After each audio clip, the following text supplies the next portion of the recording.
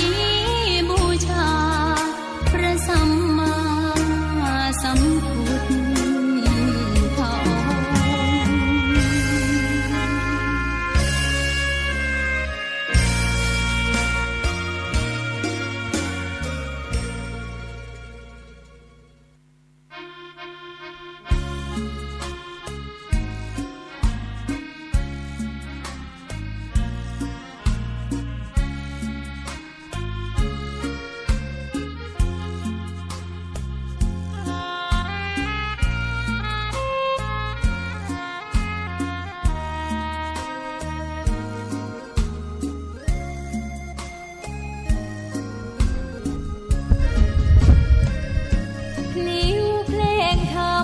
ถูกถ้อยคำเข้าถึงจิตใจฟังรายการวิทยุเสียงใสส่งถึงใจไปสู่ปลายนาสารธรรมน้อมนำมองพระศาสดาบอกผู้คนทั่วลาหันมาเข้าวัดฟังธรรม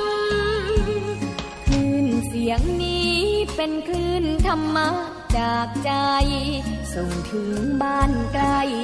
บ้านไกลขอนอบน้อมต่อพระรัตนตรัยแก้วเจ้าสามประการน้อมเอาคุณพระพุทธเจ้าคุณพระธรรมเจ้าคุณพระสังฆเจ้าคุณพระอรหันตเจ้าอริยสงฆ์เจ้าจุตนจุองค์ได้เมตตาแผ่บารมีมาโปกเก่าเกษาปกห่มหักษาครูบาอาจารย์พระมหาเถระพระเทรานุเถระเพื่อนสหธรรมิกสหพรหมจารีทุกรูปทุกองค์ปกห่มหักษาศรัทธาสาธุชนคนดีเท่าแก่อีป่ออีแม่ตั้งหลายที่ติดตามรับฟังรายการสารธรรมยามค่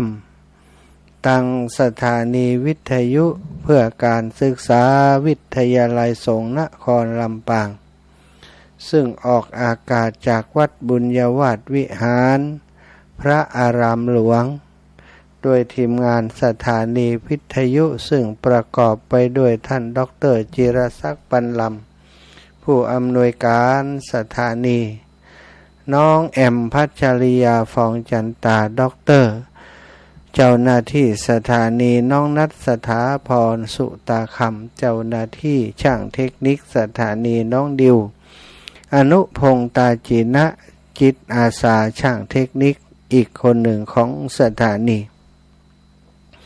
ทั้งหมดที่กล่าวนามมาทำงานด้วยความเสียสละเป็นจิตอาสาทำงานเพื่อประโยชน์ทางการศึกษาศาสนาวัฒนธรรมก็ขอขอบคุณทีมงานคุณภาพทุกคนทุกท่านที่อยู่เบื้องหลังการจัดรายการของครูบาอาจารย์ทุกรูปทุกองค์ครูบาอาจารย์ที่มาจัดรายการก่อนในนามพระสงฆ์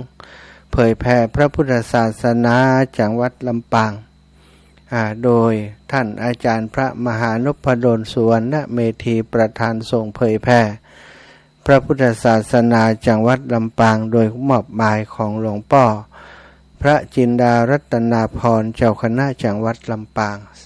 อาตมาภาพก็ได้เป็นหนึ่งในทีมงานที่ได้รับเมตตาจากท่านอาจารย์พระมหานพดลสุวรรณเมธีผอ.วิทยาลัยสงฆ์นครลำปางเจ้าคณะอำเภอวังเหนือประธานส่งเผยแผ่ได้เลือกเข้ามาเป็นพระสงฆ์นักจัดรายการในนามของสงฆ์เผยแผ่จังหวัดลำปางก็ขอบคุณทีมงานครูบาอาจารย์ทุกรูปทุกองค์ที่มีส่วนเกื้อหนุนจุนเจือช่วยเหลือขับเคลื่อนเผยแผ่งานเผยแผ่พระพุทธศาสนาจังหวัดลำปางในหลายๆมิติหลายๆมิติที่ได้ร่วมกันทำบอกว่าจะเป็นการอบรมประชาชน ธรรมสัญจรตามตำบลตามอำเภอต่างๆแล้วก็ส่วนหนึ่งก็มีการจัดรายการวิทยุตั้งคลื่นนี้ติดศรัทธาได้รับฟังอยู่อีกคลื่นหนึ่งที่ต้องขอบคุณเช่นเดียวกันก็คือ 104.50 เมกะเฮิรตซ์ของครูบาอาจารย์ท่านพระครูวิษมุวิสุวัตวรกิจโจสมปานเจ้าอาวาสวัดฝ่ายหินผอ.คลื่นเพื่อการศึกษาศาสนาวัฒนธรรมวัดฝ่ายหิน 104.50 เมกะเฮิรตซ์ที่ได้เมตตาเชื่อมสัญญาณไปออกอากาศให้พี่น้องต่างลำพูนต่างเชียงใหม่ในพื้นที่ต่างจังหวัดได้รับฟังพร้อมกันกับพี่น้องลำปางอยู่ในขณะนี้ก็ต้องกราบในเมตตาครูบาอาจารย์เป็นอย่างสูงถวายความเคารพแสดงความนับถือต่อครูบาอาจารย์ทุกรูปทุกองค์ที่เข้ามาติดตามรายการในช่วงนี้แสดงความยินดีกับศรัทธาญาติโยมสาธุชนคนดีทั้งหลายที่ได้สนใจใฝ่ในธรรมสนใจฟังน้ำฟังธรรมทุกค่ำทุกเจ้าเพื่อประโยชน์แข่งตั้นเจ้าทั้งหลายที่หมุนคลื่นมารับฟังรายการอยู่ในขณะนี้ยินดีต้อนรับเข้าสู่รายการสาระธรรมยามค่ำโดยอัตมาภาพพระมหาสมชาติชาตะปัญโยวัดบรรพตสถิตตำบลพิจัยอำเภอเมืองจังหวัดลำปางรับผิดชอบดำเนินรายการพอจะจัดรายการได้แล้วถ้าบัมาจัดศรัทธาก็จะถามหาจะเดือดร้อนหาว่าโอ้เป็นอย่างใดบ่หายเตื้อกาเป็นอย่างใดจ้าอย่างต่างๆจากอุบัติเหตุที่เกิดขึ้นกับอาตมาก็เลยจัดรายการเพื่อจะให้ศรัทธาญาติโยมได้เข้าสู่ภาวะปกติบ่ต้องห่วงใยวิตกกังวลกับเรื่องราวที่เกิดขึ้นกับอาตมามากนักถ้าได้ยินเสียงเหียก็แล้วกันละเนาะถ้าบัดได้ยินเสียงก็กึดไปสปะอย่างที่บอกพบปะกันวันนี้วันที่29อังคารที่29เดือนตุลาศักราชพระพุทธาได้2567พระวสาแห่ม2วันก็หมดเดือนตุลาตุลาหมดแล้วก็พฤศจิกาธันวาปีนี้ก็จะเหลือแห่ม2เดือนเต่าอันอีป่ออีแม่ตั้งหลายวันเวลาล่วงไปบัดนี้เฮาตั้งหลายทำอะไรอย่างกันอยู่มันทำมันไวเหลือเกินเนาะก่อนจะอู้จาอย่างอื่นต่อไปก็ไหว้พระสวดมนต์เสียก่อนเนอะไหว้พระกราบพระพร้อมศรัทธาบัดใดนะมือใจใดข้างเดียวบัดใดไหวละเนาะว่าฮึดนำศรัทธาก่อนแล้วกันเนอะกราบพระพร้อมกันศรัทธาพี่น้องอีป่ออีแม่ทั้งหลายกราบหนึ่งพุทโธเมนาโถกราบสองธัมโมเมนาโถกราบสามสังโฆเมนาโถอิมินาสการะนะพุทธังอภิปูชยามิอิมินาสการะนะธัมมังอภิปูชยามิอิมินาสการะนะสังฆังอภิปูชยามิอะระหังสัมมาสัมพุทโธภคะวาพุทธังภคะวันตังอภิวา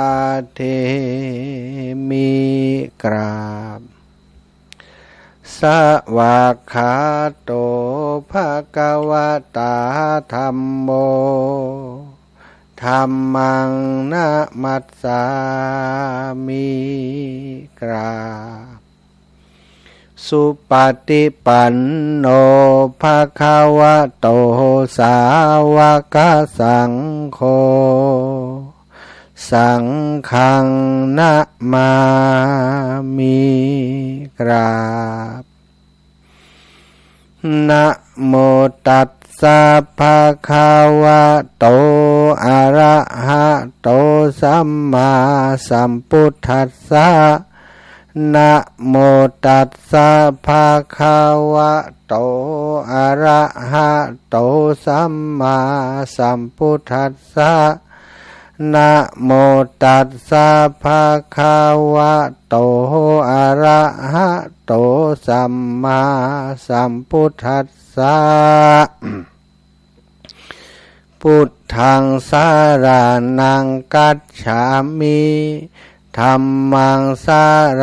นังกัจฉามิสังฆังสารนังกัจฉามิตุติยัมปิพุทธังสารนังกัจฉามิตุติยัมปิธัมมังสารนังกัจฉามิตุติยัมปิสังฆังสารนังกัจฉามิตติยัมปิพุทธังสารนังกัจฉามิตติยัมปิธัมมังสารนังกัจฉามิตติยัมปิสังฆังสารนังกัจฉามิอิติปิโสภะคะวะอะระหังสัมมาสัมพุทโธวิชชาจารณะสัมปันโนสุขโตโลกวิทูอนุตตโรปุริสธรรมะสารทิสัทธาเทวมนุสสานังพุทโธภคะวะติสาวกขาโตภะคะวะตาธัมโมสันทิฏฐิโกอากาลิโกเอหิปัสสิโกโอปันนายิโกปัจจัตตังเวทิตาโพวินยูหิติสุปฏิปันโนภะคะวะโตสาวกสังโฆอุชุปฏิปันโนภะคะวะโตสาวกสังโฆยายาปฏิปันโนภะคะวะโตสาวกสังโฆสามิจิปฏิปันโนภะคะวะโตสาวกสังโฆยัตถิทังจัตตาริปุริสายุคานิอัตถาปุริสปุกกะลาเอสะภะคะวะโตสาวกสังโฆอะหุนายโยปาหุนายโยทักขินายโยอัญชลิกะระนิโยอนุตตรังปุญญเขตังโลกัสสาติกราบพระพร้อมกันเนอศรัทธาทั้งหลายกราบหนึ่งพุทธังวรันตังสิระสานะมามิกราบสองธัมมังวรันตังสิระสานะมามิกราบสามสังฆังวรันตังสิระสานะมามิไหวพระสวดมนต์ทำวัดเย็นเรียบร้อยแล้วก็เป็นหนึ่งความดีที่หมู่เฮาตั้งหลายทำด้วยกันทุกวันที่อาตมาภาพจัดรายการเนาะบางคนก็อาศัยไหวพระสวดมนต์ที่ได้ทำด้วยกันเนี้ยเป็นกิจวัตรประจำวันไปเลยนะวันใดที่ท่านอาจารย์บัได้จัดรายการอีแม่ลวดบัได้สวดมนต์ไปหาท่านอาจารย์จะได้มันสวดว่าคนเดียวมันจัง บางคนก็ว่าจังแต่จะได้มันว่าก็ฟังรายการตนอื่นเพิ่นอยู่เริ่มได้ว่าสกรรมนะแสดงว่าอาทิตย์หนึ่งขาด2 วันนี่เนาะ2 วันก็คือวันที่วันพุธกับวันอาทิตย์นะ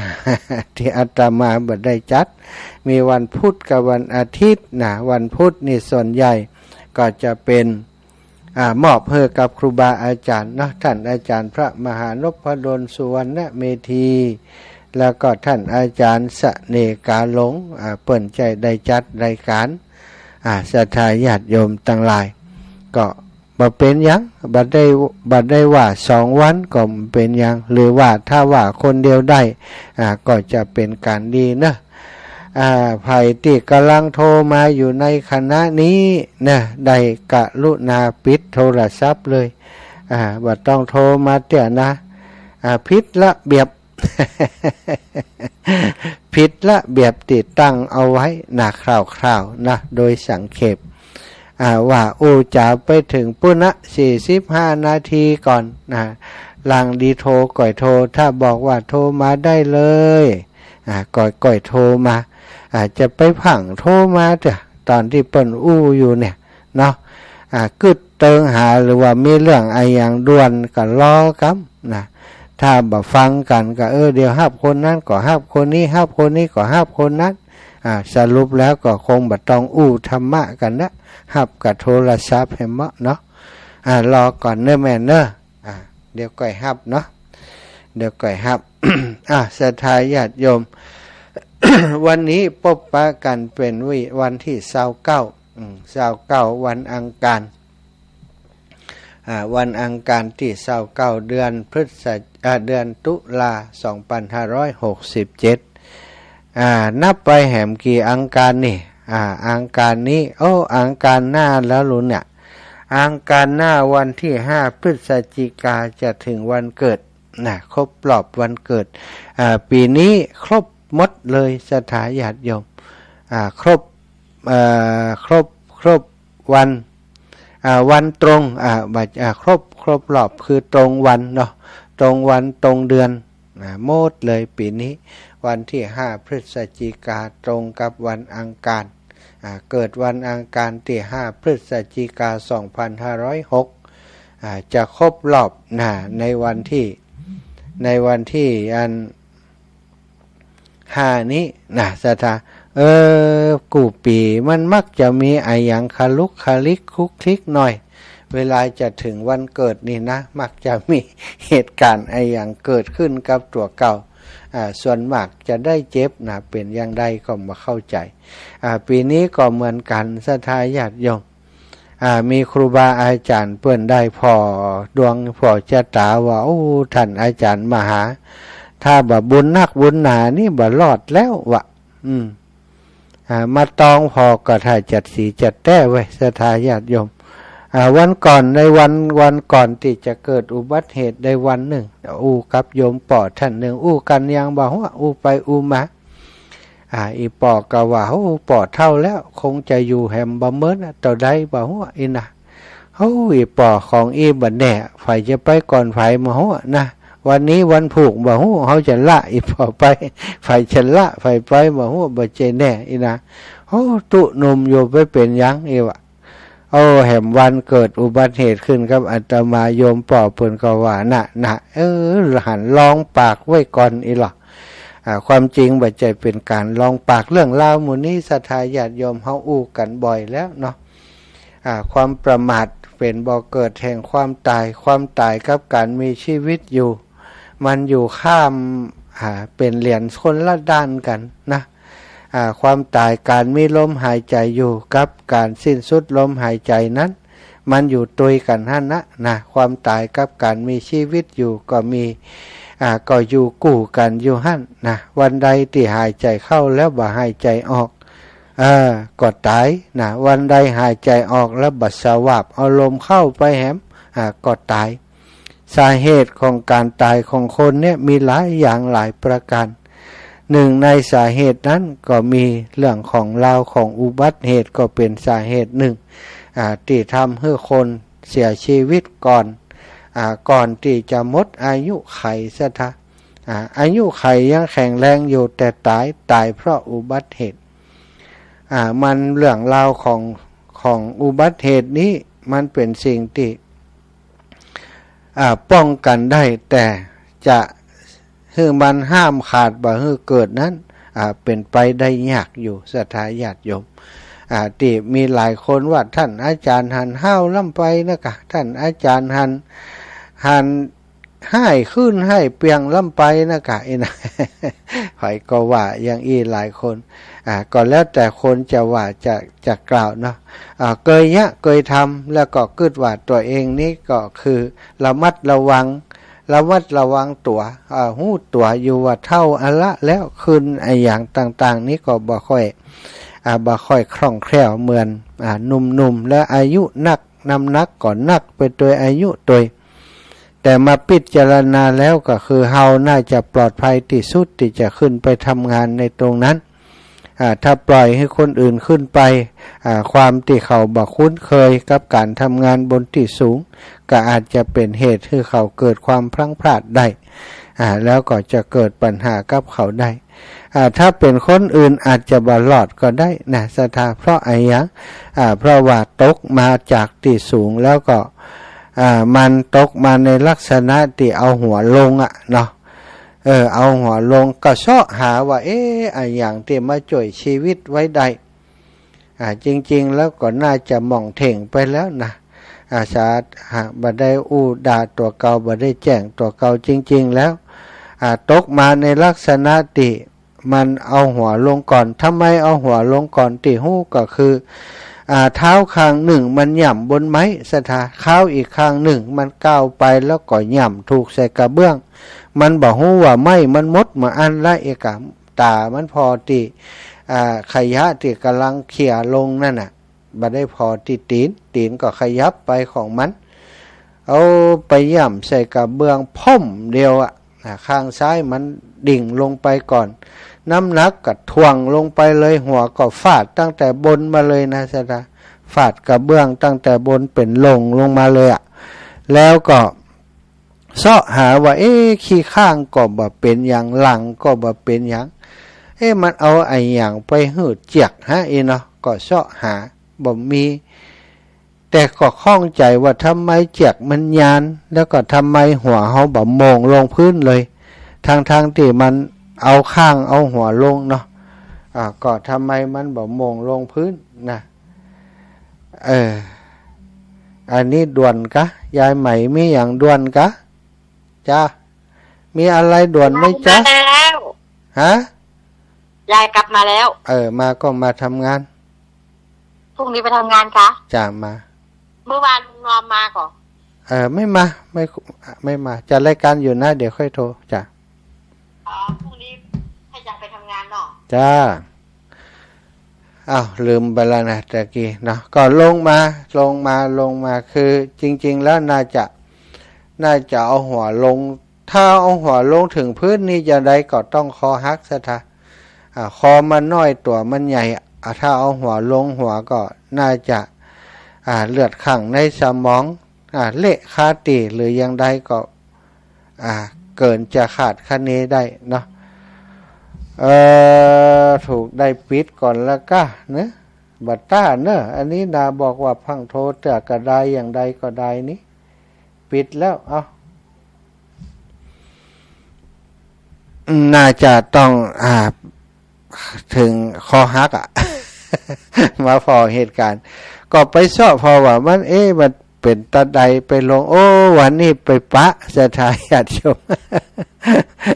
อันเป็นว่าผ้าปันอยู่สถานพี่น้องทั้งหลาย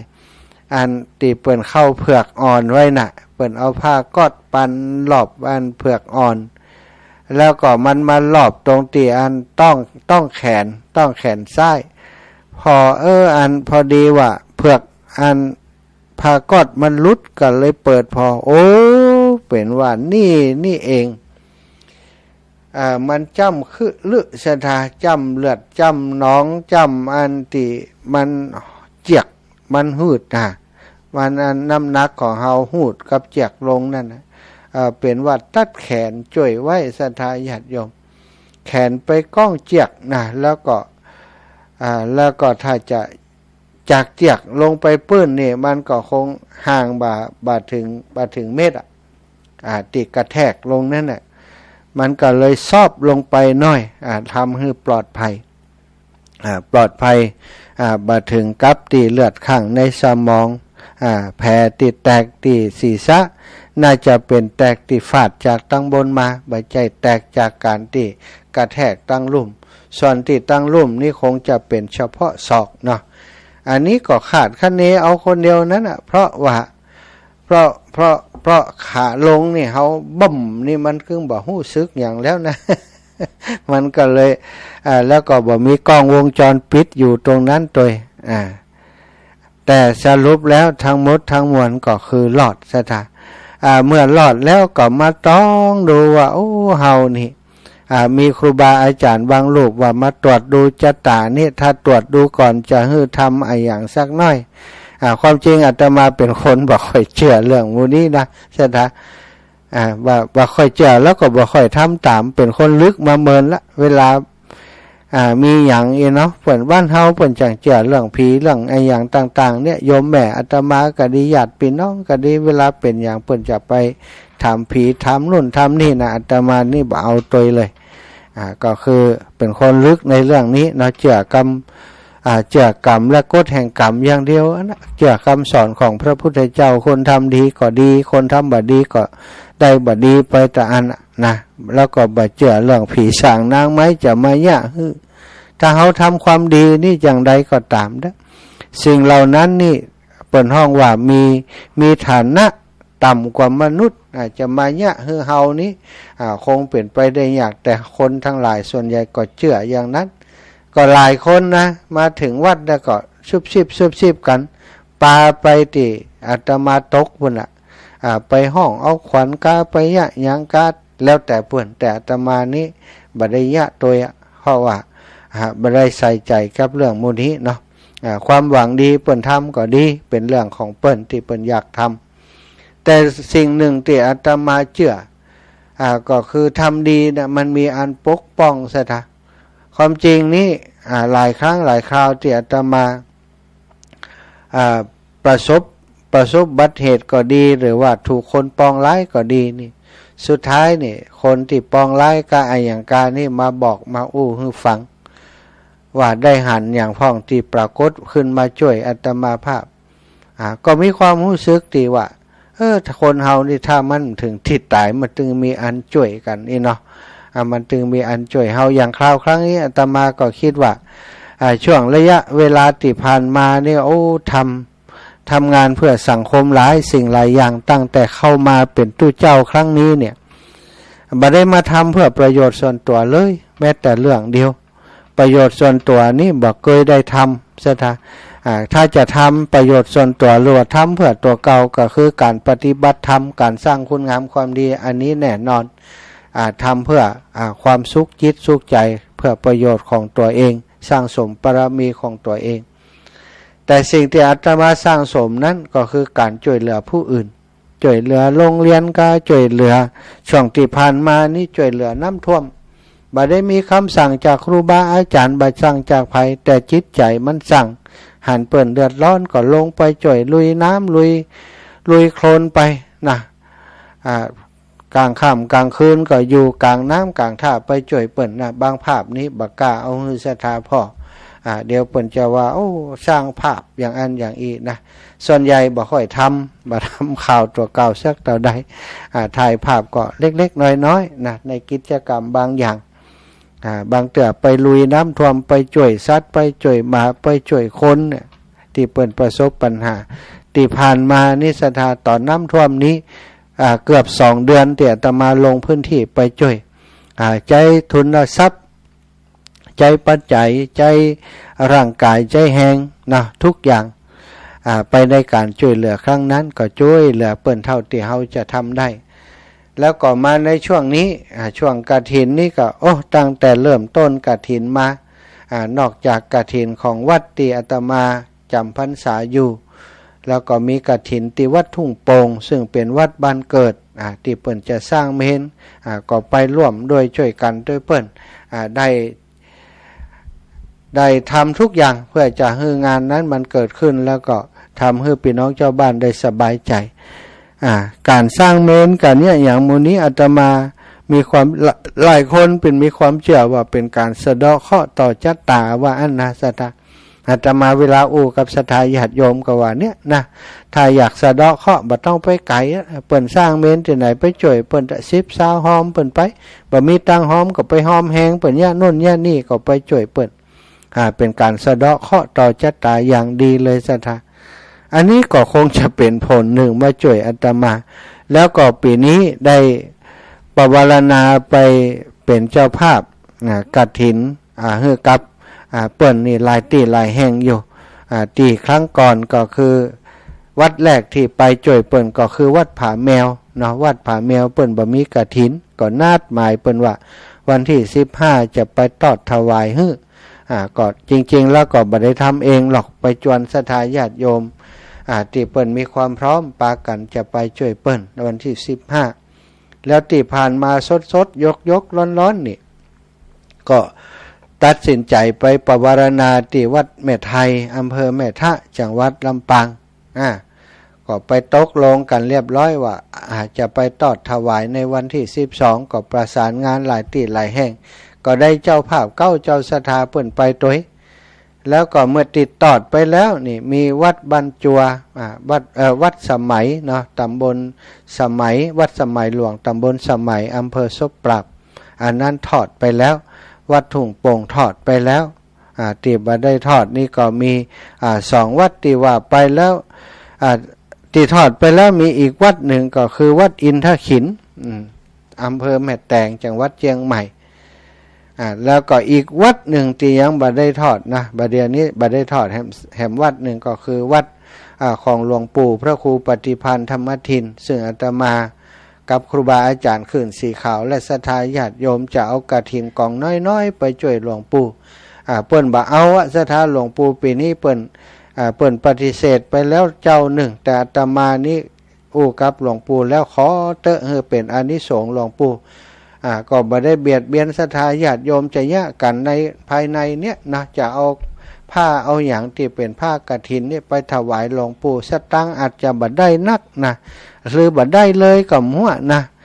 แต่ว่าจะต้องการให้หลวงปู่และพระสงฆ์ในวัดได้รับอานิสงส์กฐินนะหลวงปู่ก็ยอมตึงนั่นตึงเนี้ยศรัทธาแล้วแต่สูตร ก็จะไปตอดในวันที่7อาตมาคิดว่าบุญกุศลที่เป็นที่มันปกปักรักษาเฮาไว้นะถ้าเป็นบุญเกี่ยวกับสิ่งมูลเนี้ยที่ทำเนี่ยศรัทธาเนาะก้อนว่าอ่านแจกเช่นนั้นมันคงแบบไปถูกติถูกเวลาแล้วก็ตกลงมาแขนคงไปเกี่ยวแจกไว้ไปหลอดทำให้หัวบ่ได้กระแทกปืนได้หลอดขึ้นมาแอบอยู่นี่นะถ้าบุ่มไปเลยก็คงจะรับไปเลยเรียบร้อยไปเลยบ่ฮู้เรื่องอย่างละเพราะพ่มเดียวมันก็ถึงปืนเลยซะดาความรู้สึกนี่มันช่วยเหลือตัวเองบ่ได้เลยสักอย่างก็เป็นการพิสูจน์หลายสิ่งหลายอย่างเนาะเป็นการพิสูจน์บุญของตัวเก่าเป็นการพิสูจน์ในเรื่องของสิ่งที่เฮาตั้งใจทำงานสร้างทำคุณงามความดีช่วยเหลืองานครูบาอาจารย์หลายคนก็ว่าท่านอาจารย์จะไปให้ขึ้นให้เปียงอย่างปะล่ำปะเหลือเป็นตู้เจ้าแล้วนะก็บางสิ่งบางอย่างเขาจะใจไผ่ได้ศรัทธาญาติโยมเรื่องบางเรื่องนี้ก็สมมติว่าจ้างเปิ่นมาเนี่ยถ้าเปิ่นเป็นเปิ่นตายมานี่เขาจะม่วนใจก็มันก็ม่วนใจอยู่ดีแล้วถ้าปล่อยไว้อย่างอันเนี่ยมันก็ลกหูลกตาจะมาเฮอครูบาอาจารย์เปิ่นใจกูกำกูหอมเพียวกำล่อเนี่ยกำล่อถ้าเกิดไผ่เป็นอย่างไปมันก็จะครูบาอาจารย์ก็บ่ม่วนใจอันนี้อาตมามีหยังที่หานว่ามันบ่ชอบมาพากลมันบ่น่าดูน่าชมก็แอบเนี่ยลักเนี่ยเอาศรัทธาญาติโยมความจริงถ้าครูบาอาจารย์ฮู้เปิ้นก็บ่อยากจะฮื้อขึ้นฮื้อทำอย่างนั้นแต่ตัวเก่าคิดว่าตัวเองทำได้แล้วก็ระมัดระวังพอแต่ความผิดพลาดอย่างว่านะมันก็เกิดขึ้นได้เสมออุบัติเหตุครั้งนี้ก็พิสูจน์หลายอย่างเนาะพิสูจน์ว่าน้ำหนักนักนี่บ่ดีขึ้นหลังคานี่มีปัญหา พิสูจน์ว่าจริงๆแล้วก็มีศรัทธาญาติโยมที่เมตตาคุณนาเป็นห่วงเป็นใยนักหนาอยู่พอสมควร แล้วก็ได้พิสูจน์บางอย่างว่าโอ้บางคนนี่ตอนอยู่ดีสบายก็มาหากันจัดดีตอนยังอี้บ่หันหน้าสักคนก็มีเหมือนกันนะศรัทธาญาติโยม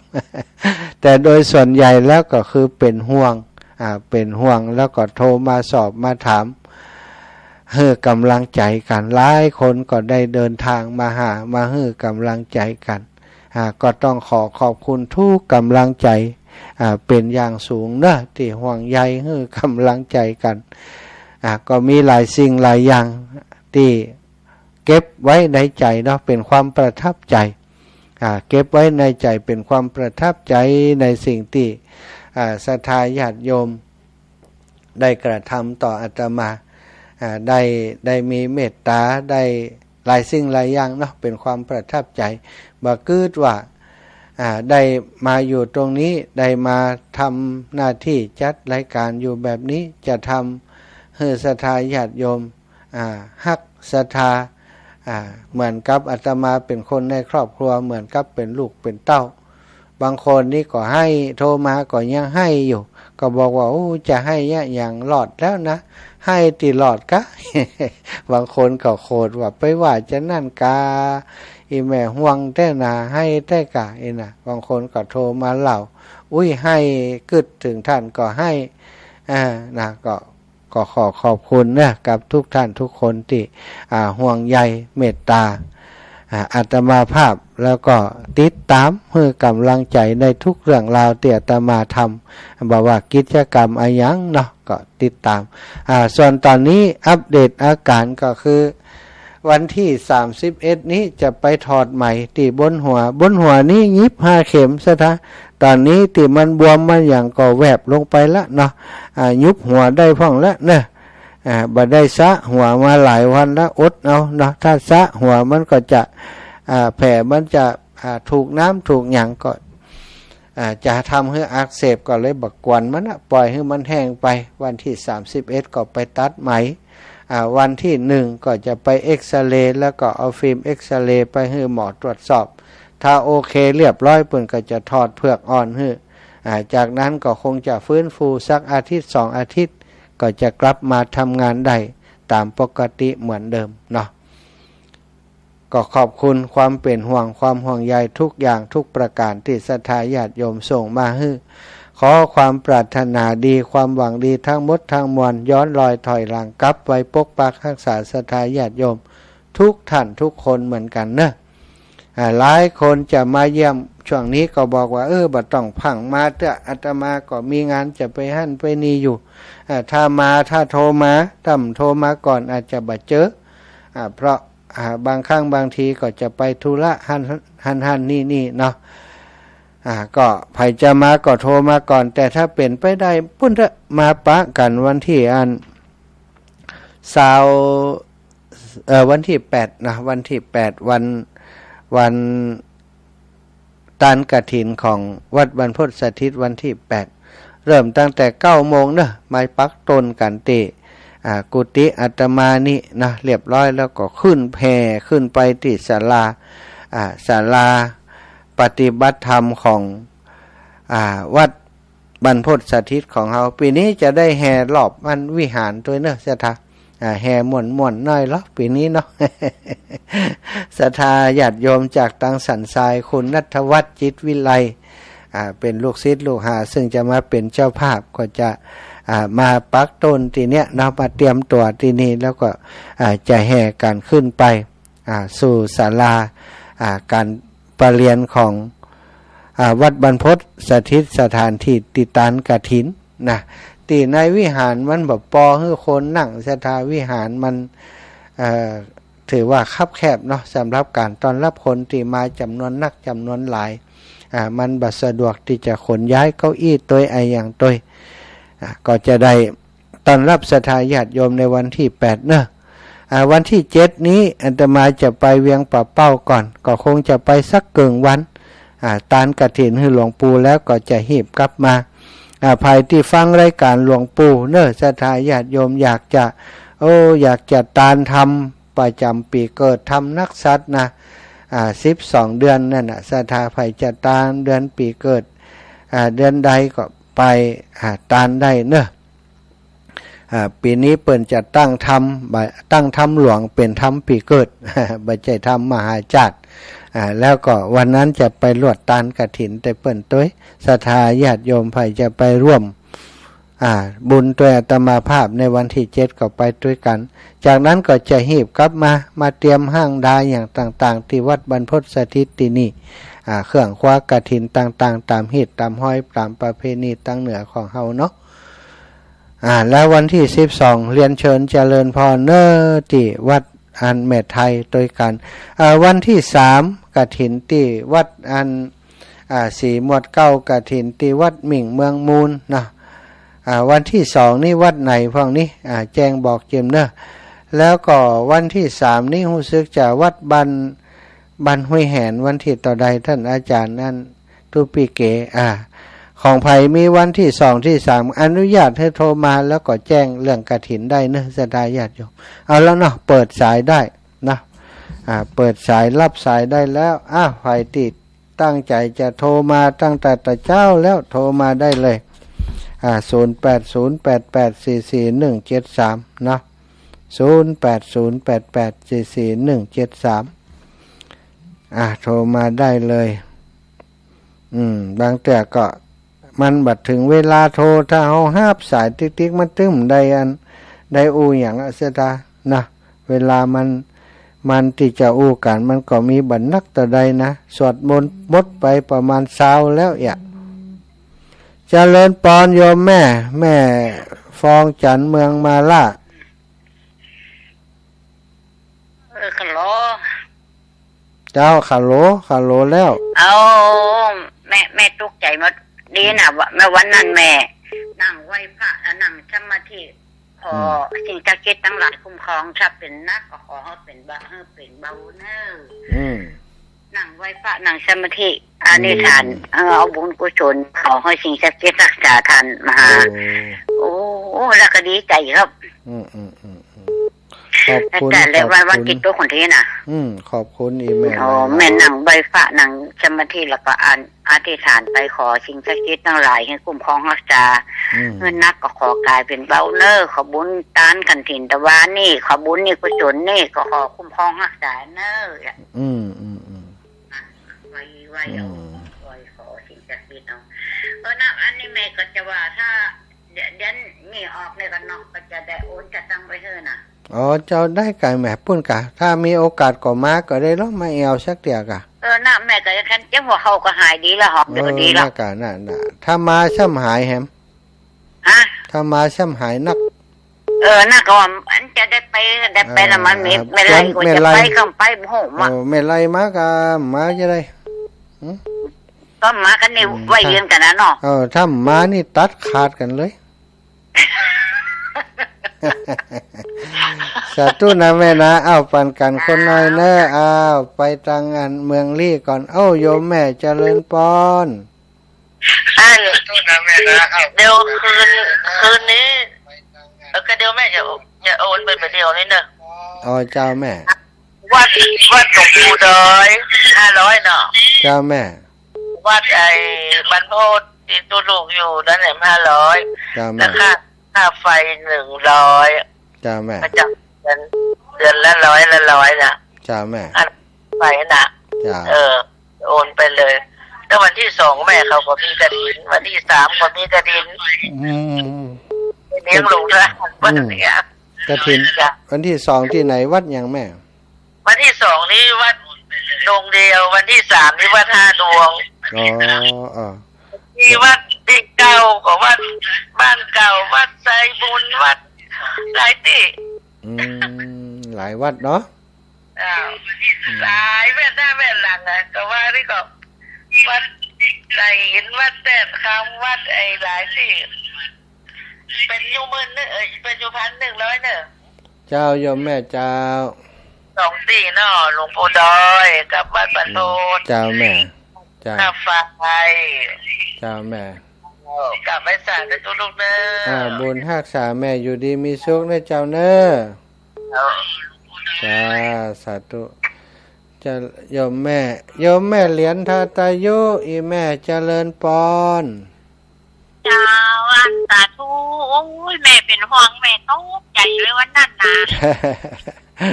ไปหันภาพก็ตกใจหมดแล้วเพราะว่ามัน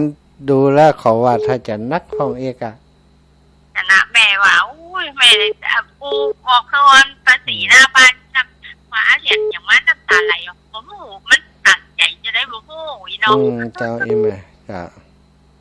เดี๋ยวแม่กำได้ไปหาเดี๋ยวแม่จะฮ้อมกระถิ่นไปแม่จะอันส่งไปเนอะ เจ้าได้กะโยมแม่ เจ้าเดี๋ยวแม่จะส่งเขาสาวส่งไปถ้าส่งไปส่งอันนี้ไปเถอะ เจ้าอีแม่สุขภาพแม่เป็นยังไงพ่องช่วงนี้ วางนี่ก็ยังรักษาที่ลำปางนี่นะรักษาตาถูกดีก็ไปหมอตา เจ้าแม่นี่เนาะ เจ้าแม่ปีนี้อยากกินบ่อยโหค่ะ เดี๋ยวก็หมดปีอะแม่เดี๋ยวก็ดีขึ้นนะเนาะ เจ้าเจ้าแม่หัดตกแม่นึกถึงแม่อันลื่นหลังบ้านนี่จะทำอันถ้าเจียกมันช่วยไว้ถ้าจำได้อู้กับแมวเดี๋ยวนี้อาจารย์เนอพักผ่อนได้เนอสาธุเจ้าแม่บุญรักษาแม่เนอเจ้ากระถินแม่จะหอมไปเนอแม่ได้ไปหนาเจ้าแม่เจ้าสาธุท่านสาธุแม่เจ้าแม่เรียนท่าตายุชุมชนนาความใต้เนาะนาความเหนือเจริญพรแม่ยายพรล่องวัวแดงเจ้ายายพรอดทนเอาเลยนายังสามเยอะแล้วได้เกี่ยวนากะได้สามกินเยอะแล้วได้เกี่ยวเนี่ยนากะยายพรเนี่ยนากะของผู้คนฮักนะกะเยอะนะที่แขนฮักนี่3 เดือนก็ได้ใจละต้องตันก้ามตันใจแก่ก้ามน้ำมาบักฮักก็ไม่ได้กดย้ายยังกระดูกฮักเจ้าอันหนึ่งดำเนี่ยอันหนึ่งได้ดำเนี่ยอัน2 ใบเจ้าถ้าคิดไปอยู่ดีมีชุกอ่ะอยู่ดีมีชุกเนอะมีข้อแล้วก็มีโจกละกำนี่เนาะมีโจกแล้วเนาะเจ้าสาธุนายายพรเนอะขอบคุณยายพรกำลังใจจากยายพรขอบคุณมากเลยยายพรล่องวัวแดงแม่เพนนะลำพูนเจริญปอนแม่เจ้าแม่เป็นไรค่ะมีแต่เพลงไม่อยากหากระดอกมีขาดคนลำพูนนั่นน่ะหายใช่ปะบ่สนใจกันเลยอาจารย์เจ้าต้องไปในที่7เป็นเวลาโต๊ะพักเทอะไรไปโต๊ะที่นี่ได้กะเอามากะเจ้ามาเลยเจ้าโอเคมานอนกับแม่ยาเพนเนอร์จะไปวันพัดเลยไปโดยกระดอกไปกะวันที่7แม่จะหอมจะถึงเจ้าเจ้าสัตว์ตัวแม่เจ้าแม่เจ้าเจริญปอนแม่ผัดชัยเมืองชื่นฮัลโหลจะโลดับปิงโทรศัพท์จุ่มน้ำครับเจ้าพระเจ้าเดี๋ยวจะเอาโทรศัพท์จุ่มน้ำใจพบดีบดักใจบดีมันโทรมาใจบดีบดักดับอาจารย์น้ำเสน่ห์กลมแบบตู้อาจารย์จับตุ๊กอังคายเนาะตู้หัวลังเป็นยังก็โอ้โหแน่ลูกหมออันงดเข้างดน้ำอีกงดเข้างดน้ำจะเอ็กซเรย์สมองจะผ่าตัดเจ้าแม่นี่ว่าขอต้องจูเด้อเป็นสิ่งอย่างนั้นนอนโรงพยาบาลคืนเดียวก็เปาะเจ้าบุญรักษาอยู่เนาะบุญรักษาด้วยเจ้าแม่แต่คุ้มครองเนาะเจ้าวันที่8ได้มาก่อนนี่ไม่เอวหากันก็วันที่8นี่วันที่8น้อยชอบมีหมูให้มึงแก เดี๋ยวจะเหมารถไปฮับอ่ะ หมอรถ อืม หมอรถมันฮับกันดี แน่บอกแม่วินเด้อตู้เพิ่นจะเหมารถมาฮับไปเด้อเหมาฮื้อแล้วก็จะเก็บตังค์อีแม่เขาเนี่ย เก็บตังค์ไปรู้เนาะ ถ้ากลัวอย่างว่าเหมาฮื้อแล้วเก็บตังค์อ่ะเนาะสาธุบุญรักษาเด้อแม่ แล้วพระอาจารย์หังมันนำไป โอ้บางก่อนเนี่ยไปนะกะ ขึ้นนี่ เนาะ ตัวใหญ่ กำนี่เวลาขึ้นถ่ายรูปเมื่อเขาพ่อเขาจม สาธุเด้อแม่สาธุ เอาเจริญปอน นมัสการครับผมแฟนพันธุ์แท้ครับ ค่ะเจริญพรจ้ะ ม่วนดีเนาะครับเนาะท่านต่อรายการนี้แล้วม่วนขนาดเลยครับเนาะม่วนกะม่วนยังได้ม่วนโดนหัวแตกนี่กะ เลยอะเนาะเด็ดนี่ดีมากเลยครับเนาะจ้ะสาธุขอบคุณหลายๆเดี๋ยววัดป่าหินก็มีกฐินแล้วครับเนาะวัดป่าหินมีวันที่2นี่แล้วครับเนาะวันที่2เนาะเจอกันที่วัดป่าหินก็ได้แล้วครับเนาะสาธุครับต่อมาให้กำลังใจนะครับสาธุครับวัดฝ่ายหินวันที่2เจริญปอนแม่สมบูรณ์วงแสนไปสาธุลูกจ้าแม่ใครไปเอวหาแม่มันมีใครไปส่งบ่เป็นหยังบ่ดีแล้วอีแม่ก่อยมาถ้ามีโอกาสก่อยมากฐินมานี่ก็มาพร้อมได้ใครไปหาเป็นอย่างแม่เป็นห่วงลูกขอบคุณหลายๆเป็นห่วงส่งใจมาเด้อส่งใจมาส่งบุญมาให้กันแต่ว่าข้างแม่ตะกดไปกาถ้าได้ยินเสียงลูกเนี่ยกัดดีใจเราเลยเจ้าสาธุนะอย่ามันได้พัดมาได้ยินสักคำอย่าสาธุแต่พักผ่อนอยู่บ่ค่อยรับสายช่วงนี้มันสายนักเจ้าสาธุจ้าไปอันเชียงใหม่แหมกำก่อนเจริญปอนแม่สีทอนปลาภัยสาวเพชรบุรีแม่ฟังอยู่เนอะเพชรบุรีฟังได้กะเพชรบุรีกับฟังได้กะเปิดโทรศัพท์ฟังเนี่ยเดี๋ยวเข้าล่ะลูกสาวเปิดแม่เปิดคนเดียวก็ไม่ได้สาธุขอบคุณลูกตุ๊เจ้าแม่ยาจานเรามีแล้วเนอะฮะยาจานหมดละยาไปกับซอสนี่ละอินดูแล้วเปิ่นเอาซบไว้ไหนแม่แต่ว่านั้นแม่จะย่ำในหูดเจ้าแม่ทำไปโรงพยาบาลน่าจะเอากลับมันโทรไปหวานยาจานเรามีแล้วเนอะยาหน้าสีอีหรอเดี๋ยวจะได้เขาจัดถามพ่อไปอู้กันเนอะ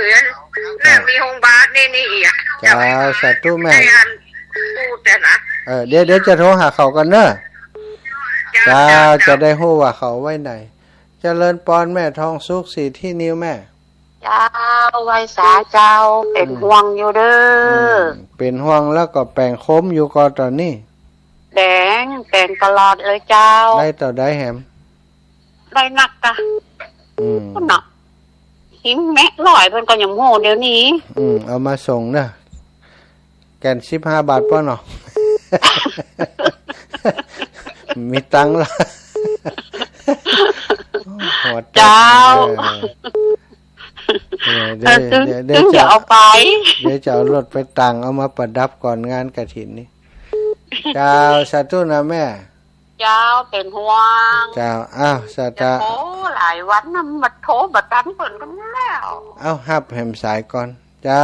เจริญปอนแม่สุวรรณาเกิดเติงหาแม่อยู่แม่วรรณาแม่วรรณาสุริยะรังสีบรรทับหมากเจริญปอนแม่ฮับแล้วเนอะเจ้าวันนั้นท่านกับลุงเพิ่นบอกว่าท่านตกระเบียงเจ้าตกหลังคาแล้วก็จะโทรไปเพราะมันลูกเน้นเพิ่นมาออกวันเพิ่นก็ต้องรบกวนเพิ่นนะแม่ก็เลยมาโทรไปใหญ่พอดีเนาะก็มาเป็นอย่างว่าออกของบ้านแล้วพระมูลกับมูลจูเพิ่นนี่เนาะเจ้าโยมแม่ นักบุญกำบุญชูเพิ่น จ้าโอเคโยมแม่สุขภาพโอเคแล้วเนาะ เจ้าขอท่านแม่ก็อยู่จังใหม่เป็นนะ โอ้เจ้าไม่อยู่จังใหม่เจ้าแล้วก็เขาได้ยินฟังตะปุ้นอ่ะมันวิทยุมันบาปห้ามกันไม่ได้อันนี้แม่ฟัง104กะอยู่เชียงใหม่104จุด104.50 เมกะเฮิรตซ์นี่หนาเป็นร้อยอย่างหัวเนี่ย104แม่วัดไฟหินเจ้าจ้าอาสาธุเนอเวลาหมดพอดีโยมแม่เจ้าอันเดียวก่อนเจ้าแม่ทางเพิ่มแม่อันของอัน150 บาทเจ้าแม่หอมหยังอันที่ทำปัดมันโทษ50 บาทแล้วก็วัดตุลุง50 บาทอ๋อเจ้าได้เจ้า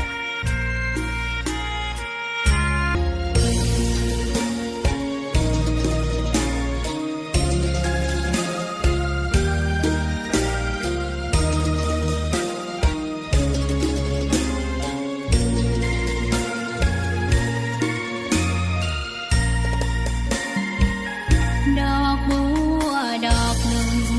ตึงใจไว้เพื่อบูชาแด่องค์พระศาสดาสัมมาสัมพุทธเจ้ามีความงามเงียบไม่เปรียบเทียบเขา